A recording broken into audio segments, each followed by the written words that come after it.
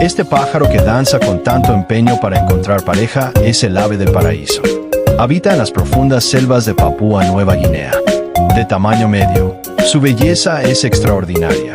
El macho posee un plumaje deslumbrante, con crestas en la cabeza a menudo sedosas y colas que ondean como cintas o brillan metálicas. Tanta belleza tiene un solo fin: atraer a una hembra. Para el cortejo, el macho prepara su escenario, despejando una rama. Allí despliega todo su esplendor.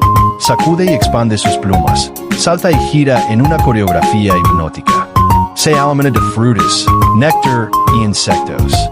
De las más de 40 especies conocidas, muchas enfrentaron la caza furtiva por sus plumas, pero hoy gozan de estricta protección legal.